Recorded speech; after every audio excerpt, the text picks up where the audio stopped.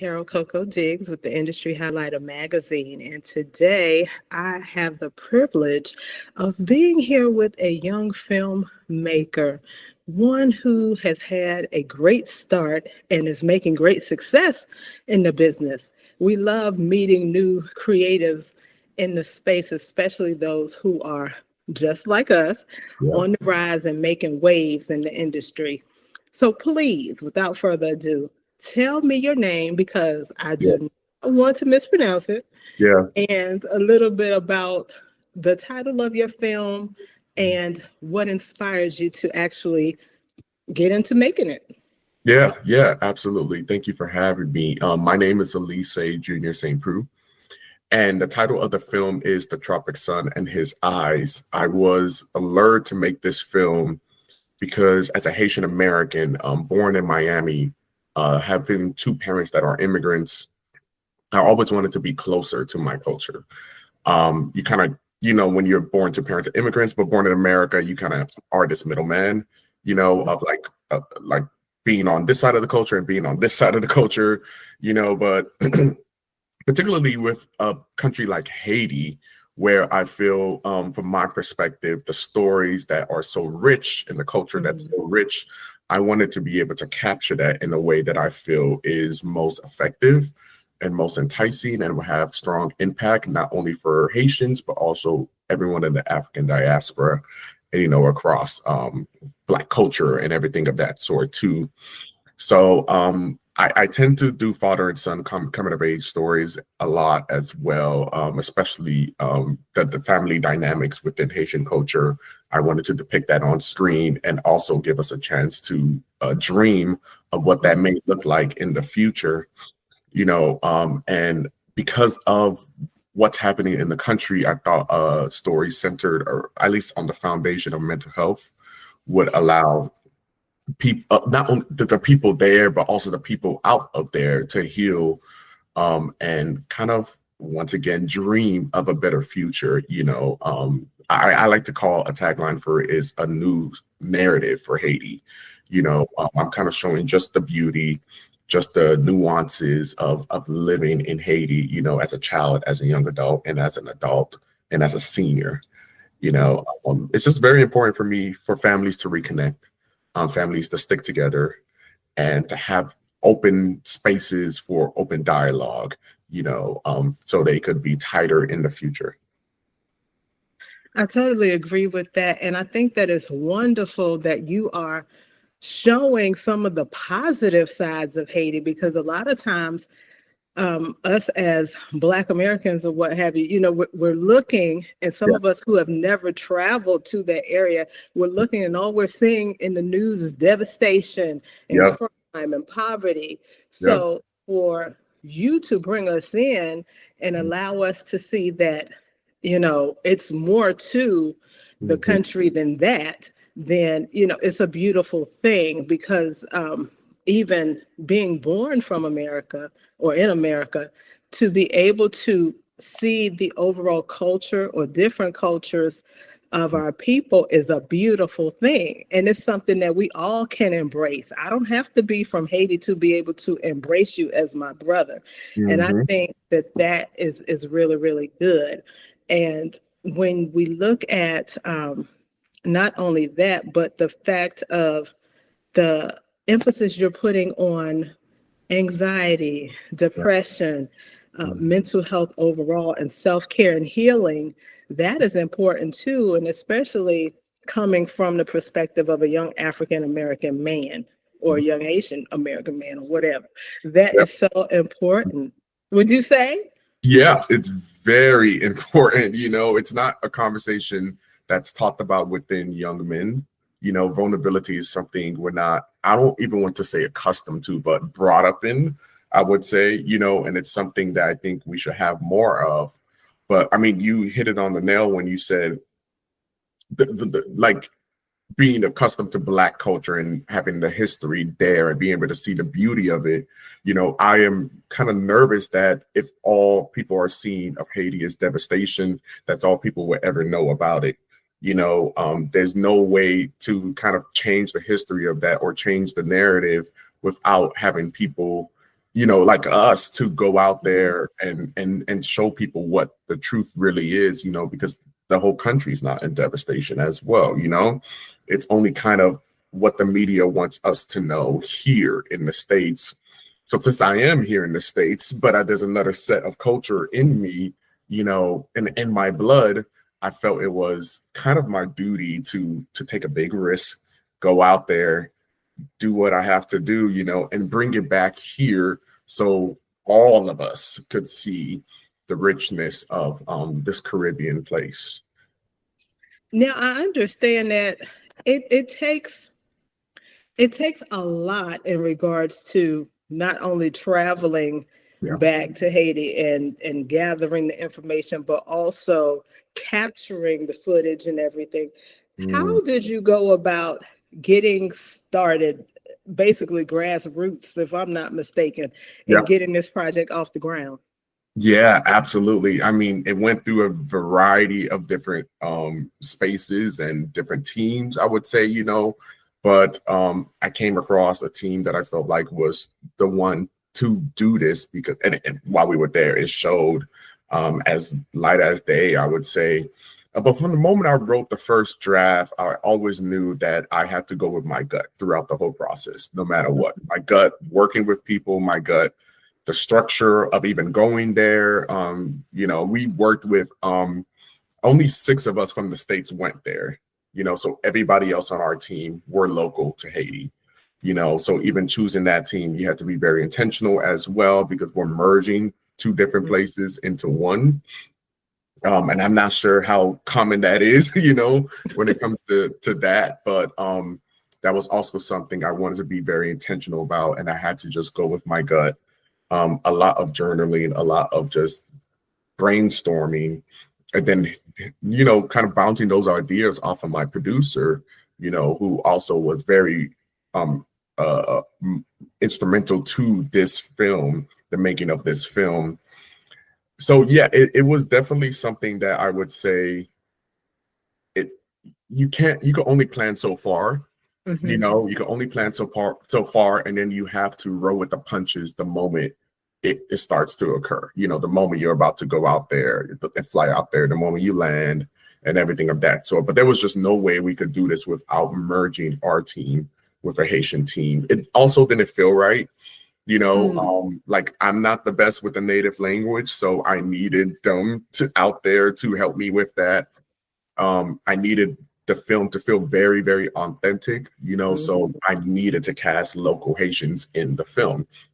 Like the film is honestly, what is it, 98%? There's only one person who's not a local Haitian who's in the film, so everybody else is local to Haiti in the film.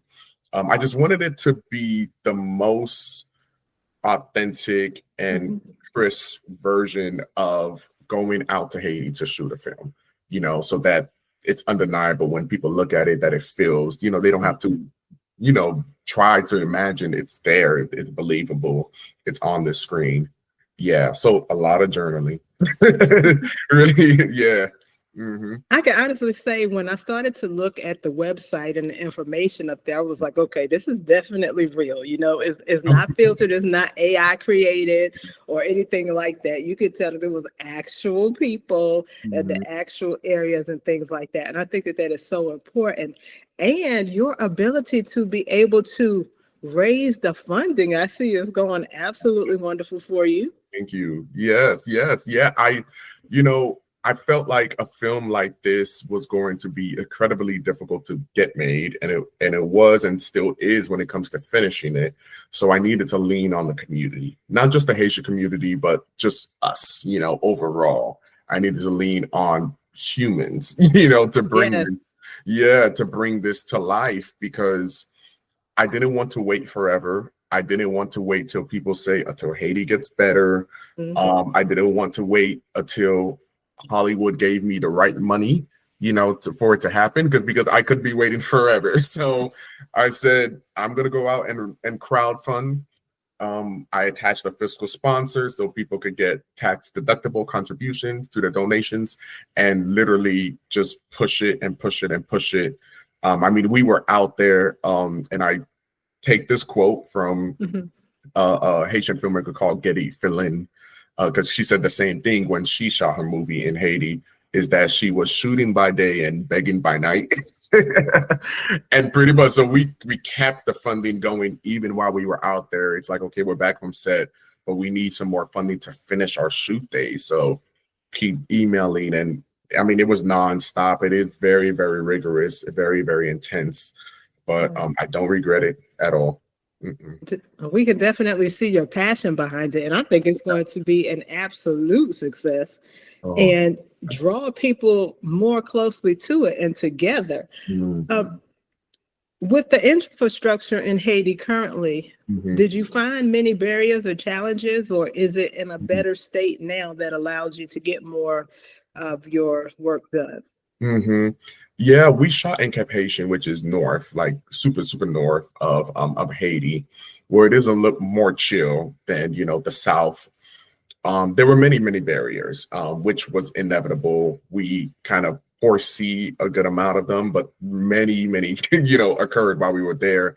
And I think the biggest thing is that filmmaking is very uncommon in Haiti. There's no filmmaking ecosystem there. So even something as simple as, you know, catering, you know, trying to get food, you know, you think you're in the Caribbean, so there'll be a lot of food, good food accessible, and the food is amazing. But big bulks of it every day, breakfast, lunch, and dinner for a crew of maybe about 25 people, you know, and having it on time, delivered, you know, like transportation is something that people either walk, take motorcycle rides, you know, like it's very different. It's not as easy as calling a catering company and say, hey, I need, you know, this amount of food for 50 people at 2 p.m. on, you know, August 24th. It's not that easy. You kind of have to massage it a lot more.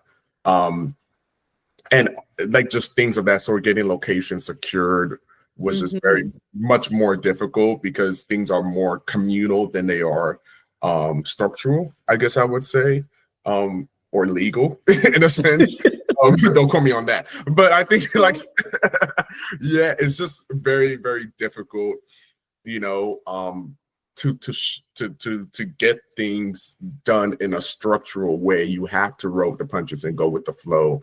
Like it's like you have to almost forget everything you know about event planning and filmmaking and just go with what's happening, you know, and go with the way they say things run here. You know, that was very new and that was very like difficult, I would say, for us. But and it never not became difficult, and we never got used to it, of course, you know. I don't think you ever get used to it. You just have to not quit, honestly. Yeah, you have to not quit. But to answer that second part of your question, is it better right now? You know, I think there is a common misconception of what the whole country is like. And we even had people on our crew from the South, Port-au-Prince, where the media shows the devastation from.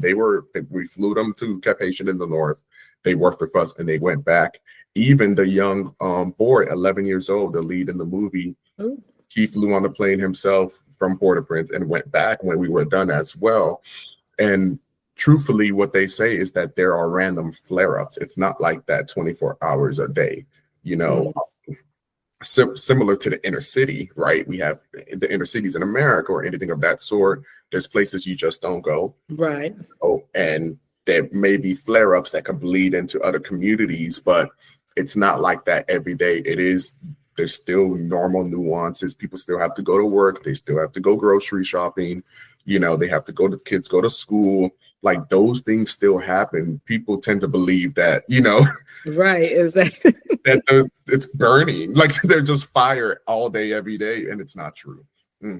Well, I'm glad that you are dispelling the myth and letting us know what's really going on there, so that we don't have to be, let's just say, controlled by the narrative that is not really true. Right, exactly.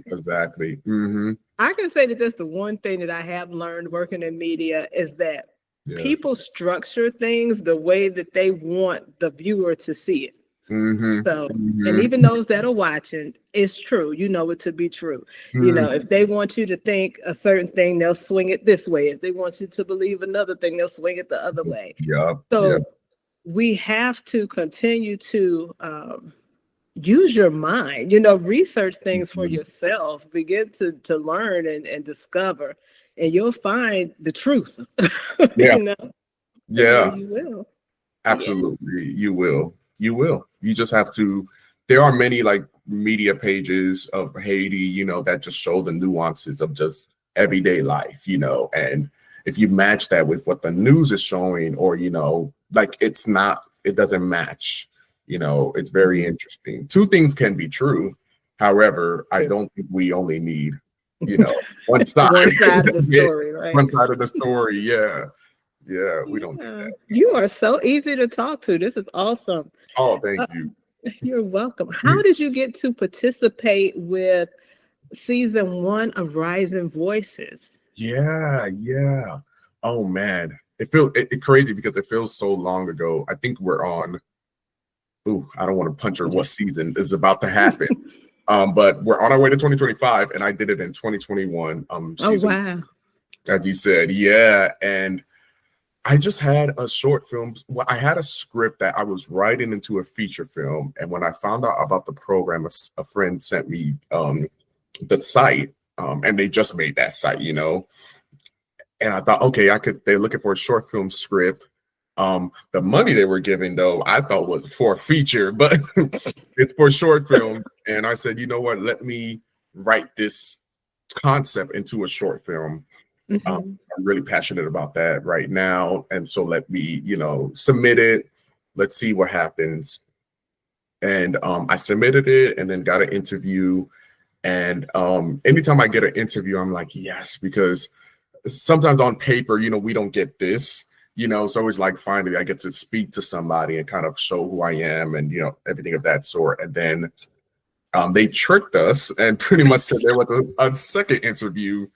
But the second interview was them telling me that I'm in the program, and they successfully tricked me for sure. So I was like, wow, this is amazing. Definitely probably my first big fellowship, you know, the first time I was given a budget to shoot something aside from fundraising or kind of getting it out my pockets. First time working with studios, you know. So I'm really grateful for them as well. And I was able to make a short film that went many places, I would say, you know, and still to this day, it's something that I could drop in somebody's inbox and feel very confident that they'll be moved by it or be able to see my unique voice as a filmmaker based off that, you know, piece of work. That's awesome. That definitely sealed the deal and laid some groundwork for you. And I'm sure it was a great confidence booster in knowing that, you know, it was something that was meant for you and something that you could complete, something that you could get done, and something that would be received well by other people in the industry as well. I know that had to be exciting.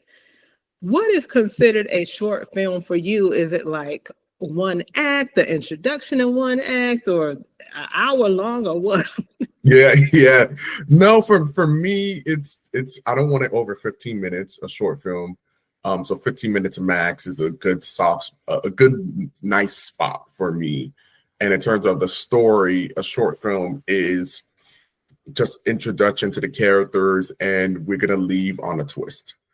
That's how I like to do it. Some people start with a twist and then let us know their lives. Some people don't do a twist at all and kind of have a beginning to end story, so it feels like a standalone. But for me, I like to leave people with something that makes them either want more or they can imagine the more, you know. So I like to leave on a cliffhanger where it's like, okay, this happened, so there's probably some more here. And it's probably because a lot of my short films, I do have larger ideas for them, you know. So especially that one that I did through the program, I do have the feature version of that, which I was trying to make before this one in Haiti. Funny enough, you know, but this one in Haiti ended up happening first. So. Okay, awesome. This is wonderful. For those who may want to find you, we definitely want to do our part in making sure that this interview gets out, that your story gets out, and what you're standing for gets a broader reach. So how Mhm. can we connect with you or Yeah, whomever, your contact is, yeah, whether it's social media or whatever, yeah. and where can we support you with dollars for this film? Absolutely, yes. So you can find me on Instagram at Elisee the Cinephile. That's ELISEE THECINEPHILE. I am also on LinkedIn with my first and last name, Elisee Junior St Preux. I am also on Twitter as the Cinephile. So same thing as the Instagram, just with the first letter of my name, E. I am also on Facebook with my full name. It's not too hard to find me. You may find my dad as well. We have the same name, but if you find him, you'll find me. Uh, I'm also my website is the Movie Butter Playbook. That's where my company Alamo Films, which is connected to all of my films, it's there. There's within that site of the Tropic Sun in His Eyes film. See it there as well. You can also see the programming work that I do here in Atlanta with events of kind of cinema events that we do here. And events with other universities and nonprofit organizations. Yes. And then with the dollars, we actually launched our post-production campaign 2 days ago on Seed and Spark. So if you go on seedandspark.com, you could type in the Tropic Sun in His Eyes and the campaign will pop up, or you can find the link in any of those social medias. It's on LinkedIn, it's on Instagram, it's on Twitter, it's on Facebook, and our campaign video, it's on the website, it's on all of those platforms. So you'll be able to find it wherever you go. Search for it, please, guys. We need you. We're raising $50,000, and we have 45 days to do it. And the way Seed and Spark works is you have to hit 80% of your goal, or you lose all the money. So yes, So yes. we don't want that. We don't want that at all. We don't want that at all. So please don't have us reach 70%, and we have 1 day left, and all of that money never comes to us at all. So please support. They don't take the money out of your account until the event, the campaign is over. So you're making a pledge pretty much right now. Yeah. Wow, I didn't know that. Yeah. But that is good to know. So everybody who gets to see this video or what have you, make sure that you find the information, go to it and support. I don't care how big or how small. I'm gonna do my part and make sure that you drop some dollars on this film, please, because I'd hate for you to lose any of it. Yeah. But, Me too. Yes. Please support, guys. Please. Is there anything else that you would like everyone to know before we begin to wrap up our moment today? Yeah. I just want to leave you all with that.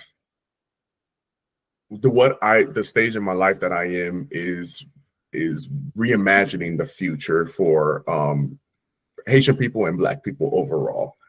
So as I continue to share stories with my next film and everything of that sort, that's kind of the path that I am leading on. And my best approach, I feel, is communal. So as long as we stick together, then I feel that we will be successful with telling these stories.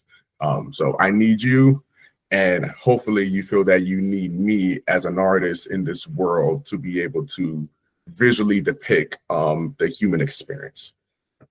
All right.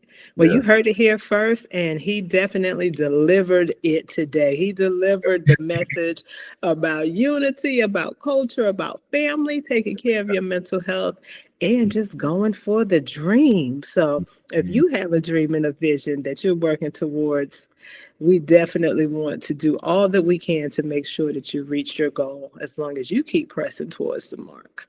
So continue to do what you do, stay prayerful about it in all you do, and continue to just be gifted and talented and do what you were called to do. Yeah. So thank you all for tuning in, and it was a pleasure speaking with you today. It was a pleasure. I wish you the best success in all you do. Thank you. You are so